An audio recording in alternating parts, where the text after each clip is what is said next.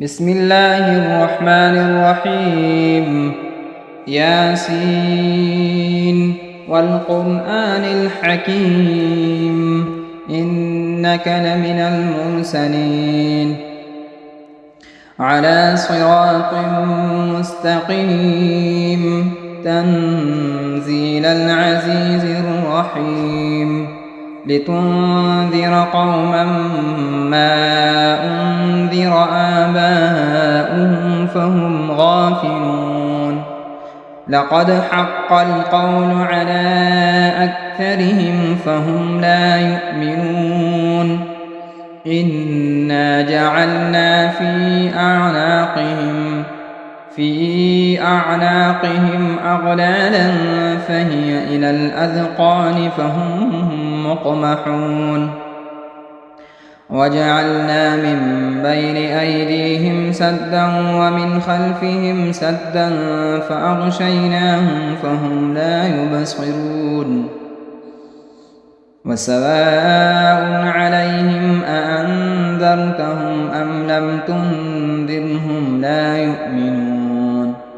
إنما تنذر من اتبع الذكر وخشي الرحمن بالغيب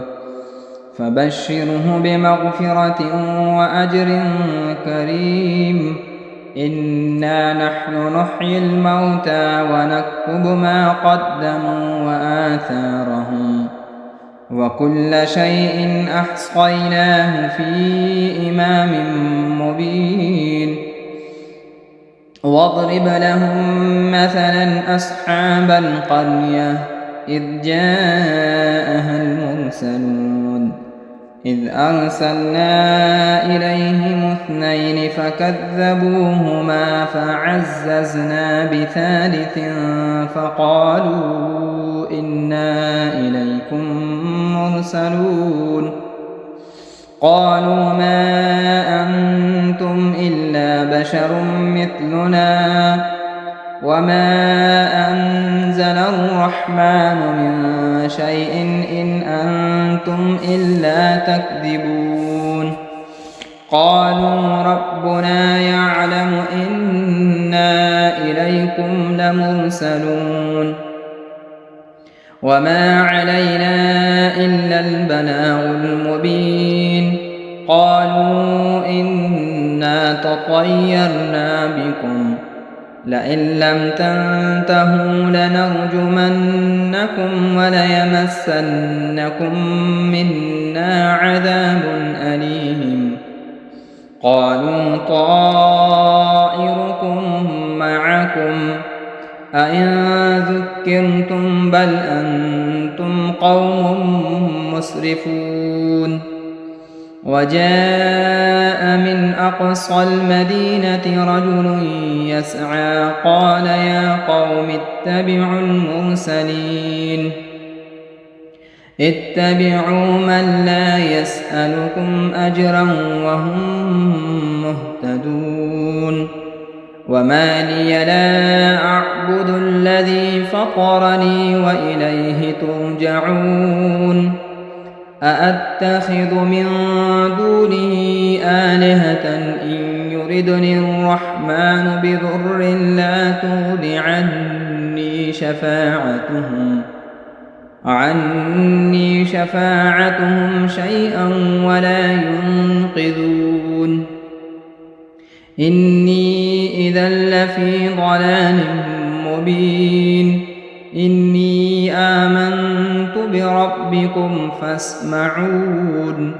قيل ادخل الجنة قال يا ليت قومي يعلمون بما غفر لي ربي وجعلني من المكرمين وما أنزلنا على قومه من بعده من جند من السماء وما كنا منزلين إن كانت إلا صيحة واحدة فإذا هم خامدون يا حسرة على العباد ما يأتيهم من رسول إلا كانوا به يستهزئون ألم يروا كم أهلكنا قبلهم من القرون أنهم إليهم لا يرجعون وإن كل لما جميع لدينا محضرون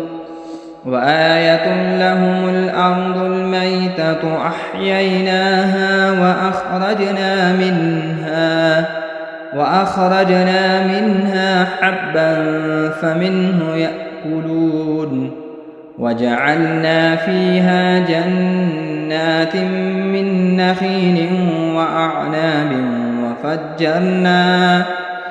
وفجرنا فيها من العيون ليأكلوا من ثمره وما عملته أيديهم أفلا يشكرون سبحان الذي خلق الأزواج كلها مما تنبت الأرض ومن أنفسهم ومما لا يعلمون وآية لهم الليل نسلخ منه النهار فإذا هم مظلمون والشمس تجري لمستقر لها ذلك تقدير العزيز العليم والقمر قدرناه منازل حتى عاد كالعرجون القديم لا الشمس ينبغي لها أن تدرك القمر ولا الليل سابق النهار وكل في فلك يسبحون وآية لهم أنا حملنا ذريتهم في الفلك المشحون وخلقنا لهم من مثله ما يركبون وإن نشأ نغرقهم فلا صريخ لهم ولا هم ينقذون إلا رحمة منا ومتاعا إلى حين وإذا قيل لهم اتقوا ما بين أيديكم وما خلفكم لعلكم ترحمون وما تأتيهم من آية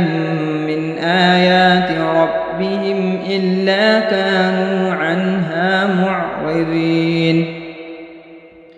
وإذا قيل لهم أنفقوا مما رزقكم الله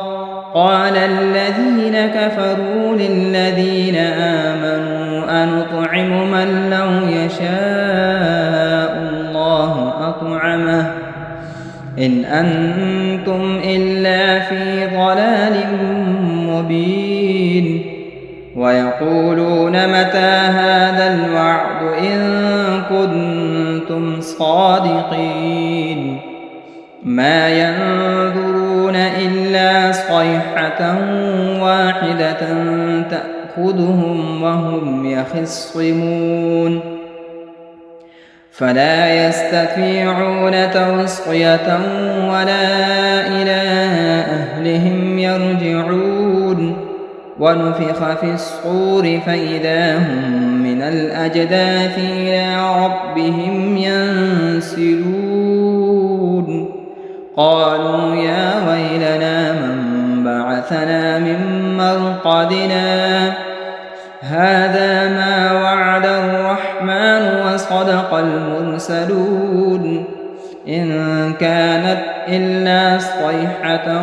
واحدة فإذا هم جميع لدينا محضرون فاليوم لا تظلم نفس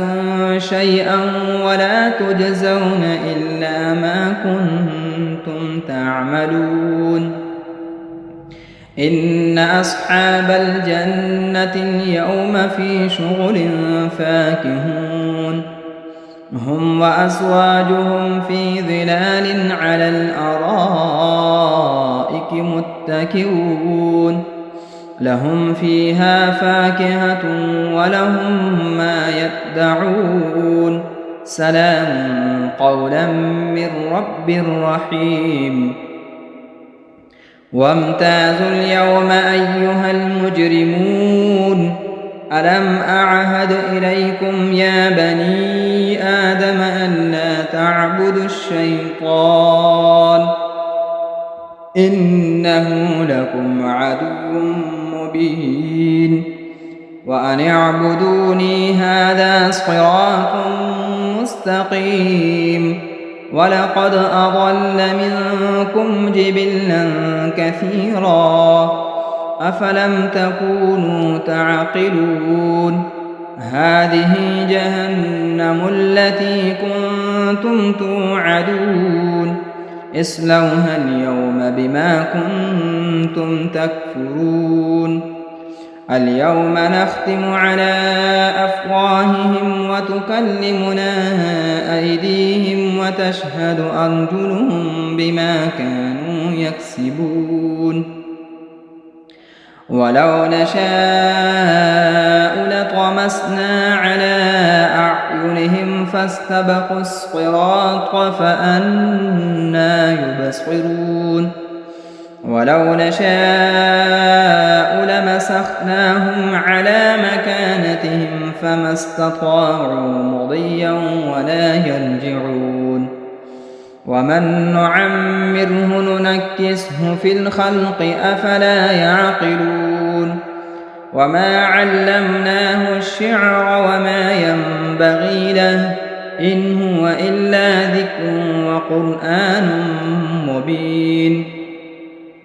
لينذر من كان حيا ويحق القول على الكافرين أولم يروا أنا خلقنا لهم مما عملت أيدينا أنعاما فهم لها مالكون وذللناها لهم فمنها ركوبهم ومنها يأكلون ولهم فيها منافع ومشارب أفلا يشكرون واتخذوا من دون الله آلهة لعلهم ينصرون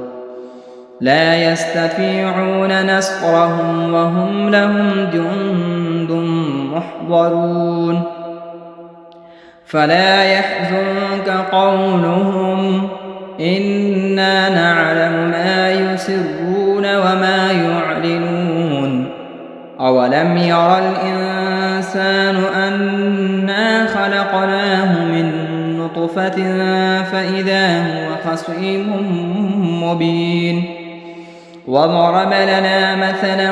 ونسي خلقه قال من يحيي العظام وهي رميم قل يحييها الذي أنشأها أول مرة وهو بكل خلق عليم الذي جعل لكم من الشجر الأخضر نارا فإذا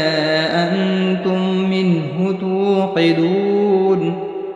أوليس الذي خلق السماوات والأرض بقادر على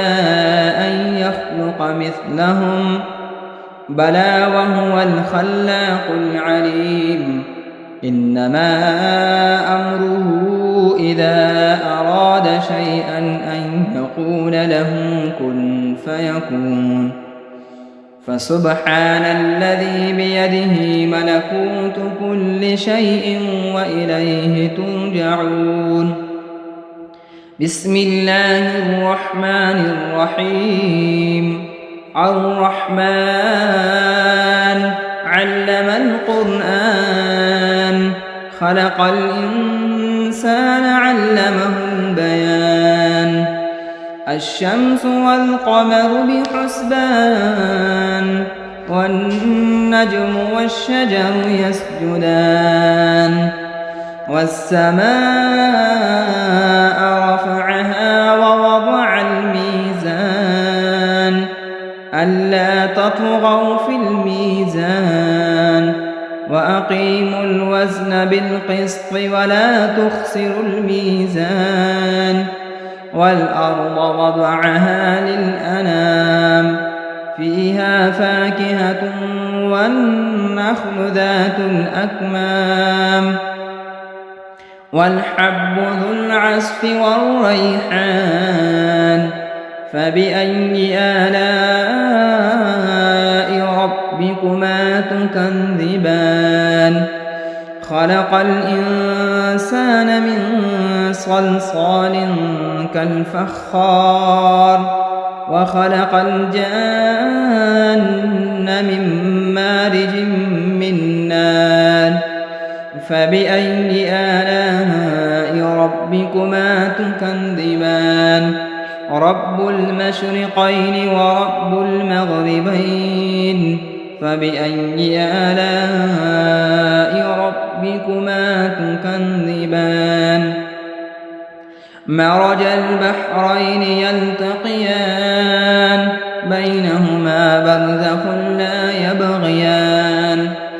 فبأي آلاء ربكما تكذبان يخرج منهما اللؤلؤ والمرجان فبأي آلاء ربكما تكذبان وله الجوار المنشآت في البحر كالأعلام فبأي آلاء ربكما تكذبان كل من عليها فان ويبقى وجه ربك ذو الجلال والإكرام فبأي آلاء ربكما تكذبان يسأله من في السماوات والأرض كل يوم هو في شأن فبأي آلاء ربكما تكذبان سنفرغ لكم أيها الثقلان فبأي آلاء ربكما تكذبان يا معشر الجن والإنس إن استطعتم أن تنفذوا من أقطار السماوات والأرض فانفذوا لا تنفذون إلا بسلطان فبأي آلاء ربكما تكذبان يرسل عليكما شؤاد من نار ونحاس فلا تنتصران فبأي آلاء ربكما تكذبان فإذا انشقت السماء فكانت وردة كالدهان فبأي آلاء ربكما تكذبان فيومئذ لا يسأل عن ذنبه إنس ولا جان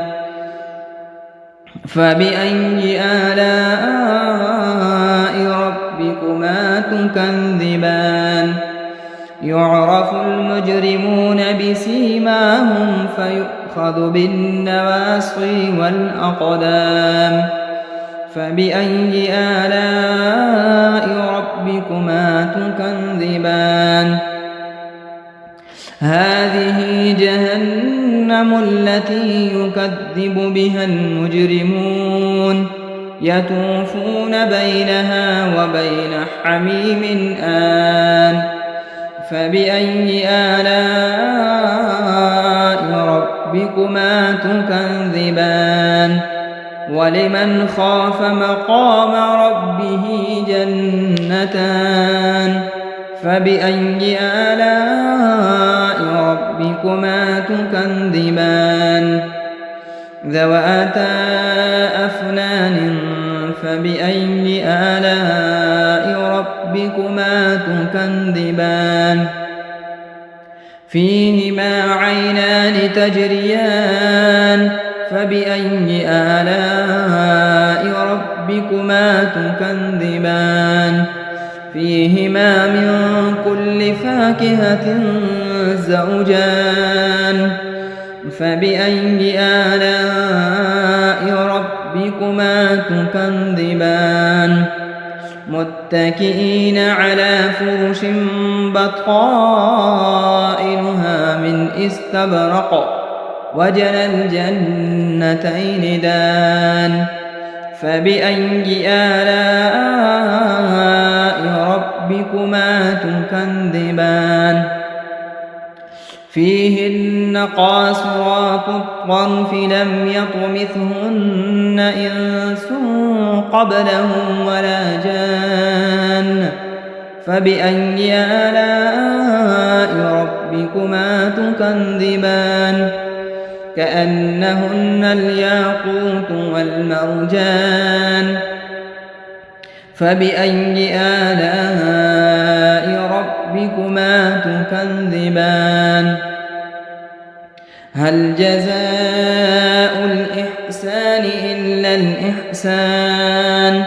فبأي آلاء ربكما تكذبان ومن دونهما جنتان فبأي آلاء ربكما تكذبان مدهامتان فبأي آلاء ربكما تكذبان فيهما عينان نضاختان فبأي آلاء ربكما تكذبان فيهما فاكهة ونخل ورمان فبأي آلاء ربكما تكذبان فيهن خيرات حسان فبأي آلاء ربكما تكذبان حور مقصورات في الخيام فبأي آلاء ربكما تكذبان لم يطمثهن إنس قبلهم ولا جان فبأي آلاء ربكما تكذبان متكئين على رفرف خضر وعبقري حسان فبأي آلاء ربكما تكذبان تبارك اسم ربك ذي الجلال والإكرام بسم الله الرحمن الرحيم إذا وقعت الواقعة ليس لوقعتها كاذبة خافضة رافعة إذا رجت الأرض رجا وبست الجبال بسا فكانت هباء منبثا وكنتم أزواجا ثلاثا فأصحاب الميمنة ما أصحاب الميمنة وأصحاب المشأمة ما أصحاب المشأمة والسابقون السابقون أولئك المقربون في جنات النعيم ثلة من الأولين وقليل من الآخرين على سرر موضونة متكئين عليها متقابلين يطوف عليهم ولدان مخلدون بأكواب وأباريق وكأس من معين لا يصدعون عنها ولا ينزفون وفاكهة مما يتخيرون ولحم طير مما يشتهون وحور عين كأمثال اللؤلؤ المكنون جزاء بما كانوا يعملون لا يسمعون فيها لغوا ولا تأثيما إلا قيلا سلاما سلاما. وأصحاب اليمين ما أصحاب اليمين في سدر مخضود وطلح منضود وظل ممدود وماء مسكوب وفاكهة كثيرة لا مقطوعة ولا ممنوعة وفرش مرفوعة إنا أنشأناهن إنشاء فجعلناهن أبكارا عربا أترابا لأصحاب اليمين ثلة من الأولين وثلة من الآخرين. وأصحاب الشمال ما أصحاب الشمال في سموم وحميم وظل من يحموم لا بارد ولا كريم إنهم كانوا قبل ذلك مترفين وكانوا يصرون على الحنث العظيم وكانوا يقولون أئذا متنا وكنا ترابا وعظاما أئنا لمبعوثون أو آباؤنا الأولون قل إن الأولين والآخرين لمجموعون إلى ميقات يوم معلوم ثم إنكم أيها الضالون المكذبون لآكلون من شجر من زقوم فمالئون منها البطون فشاربون عليه من الحميم فشاربون شرب الهيم هذا نزلهم يوم الدين نحن خلقناكم فلولا تصدقون أفرأيتم ما تمنون أأنتم تخلقونه أم نحن الخالقون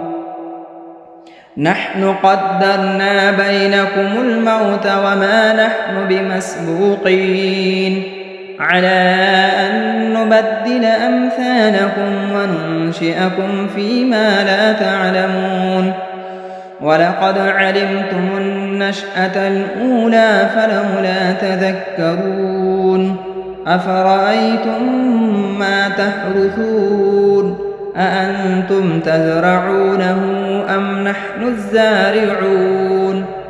لو نشاء لجعلناه حطاما فظلتم تفكهون إنا لمغرمون بل نحن محرومون أفرأيتم الماء الذي تشربون أأنتم أنزلتموه من المزن أم نحن المنزلون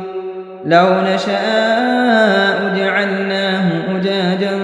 فلولا تشكرون أفرأيتم النار التي تورون أأنتم أنشأتم شجرتها أم نحن المنشئون نحن جعلناها تذكرة ومتاعا للمقوين فسبح باسم ربك العظيم فلا أقسم بمواقع النجوم وإنه لقسم لو تعلمون عظيم إنه لقرآن كريم في كتاب مكنون لا يمسه إلا المطهرون تنزيل من رب العالمين أفبهذا الحديث أنتم مدهنون وتجعلون رزقكم أنكم تكذبون فلولا إذا بلغت الحلقوم وأنتم حينئذ تنظرون ونحن أقرب إليه منكم ولكن لا تبصرون فلولا إن كنتم غير مدينين ارجعونها إن كنتم صادقين فأما إن كان من المقربين فروح وريحان وجنة نعيم وأما إن كان من أصحاب اليمين فسلام لك من أصحاب اليمين وأما إن كان من المكذبين الضالين فنزل من حميم وتصلية جحيم إن هذا لهو حق اليقين فسبح باسم ربك العظيم بسم الله الرحمن الرحيم تبارك الذي بيده الملك وهو على كل شيء قدير الذي خلق الموت والحياة ليبلوكم أيكم أحسن عملا وهو العزيز الغفور الذي خلق 7 سماوات طباقا ما ترى في خلق الرحمن من تفاوت فارجع البصر هل ترى من فتور ثم ارجع البصر كرتين ينقلب إليك البصر خاسئا وهو حسير ولقد زينا السماء الدنيا بمصابيح وجعلناها رجوما للشياطين وأعتدنا لهم عذاب السعير وللذين كفروا بربهم عذاب جهنم وبئس المصير إذا ألقوا فيها سمعوا لها شهيقا وهي تفور تكاد تميز من الغيظ كلما ألقي فيها فوج سألهم خزنتها ألم يأتكم نذير قالوا بلى قد جاءنا نذير فكذبنا وقلنا ما نزل الله من شيء إن أنتم إلا في ضلال كبير وقالوا لو كنا نسمع أو نعقل ما كنا في أصحاب السعير فاعترفوا بذنبهم فسحقا لأصحاب السعير إن الذين يخشون ربهم بالغيب لهم مغفرة وأجر كبير وأسروا قولكم أو اجهروا به إنه عليم بذات الصدور ألا يعلم من خلق وهو اللطيف الخبير هو الذي جعل لكم الأرض ذلولا فامشوا في مناكبها وكلوا من رزقه وإليه النشور أأمنتم من في السماء أن يخسف بكم الأرض فإذا هي تمور أم أمنتم من في السماء أن يرسل عليكم حاصبا فستعلمون كيف نذير ولقد كذب الذين من قبلهم فكيف كان نكير أولم يروا إلى الطير فوقهم صافات ويقبض ما يمسكهن إلا الرحمن إنه بكل شيء بصير أمن هذا الذي هو جند لكم ينصركم من دون الرحمن إن الكافرون إلا في غرور أمن هذا الذي يرزقكم إن أمسك رزقه بل لجوا في عتو ونفور أفمن يمشي مكبا على وجهه أهدى أمن يمشي سويا على صراط مستقيم قل هو الذي أنشأكم وجعل لكم السمع والأبصار والأفئدة قليلا ما تشكرون قل هو الذي ذرأكم في الأرض وإليه تحشرون ويقولون متى هذا الوعد إن كنتم صادقين قل إنما العلم عند الله وإنما أنا نذير مبين فلما رأوه زلفة سيئت وجوه الذين كفروا وقيل هذا الذي كنتم به تدعون قل أرأيتم إن أهلكني الله ومن معي أو رحمنا فمن يجير الكافرين من عذاب أليم قل هو الرحمن آمنا به وعليه توكلنا فستعلمون من هو في ضلال مبين قل أرأيتم إن أصبح ماؤكم غورا فمن يأتيكم بماء معين صدق الله مولانا العظيم.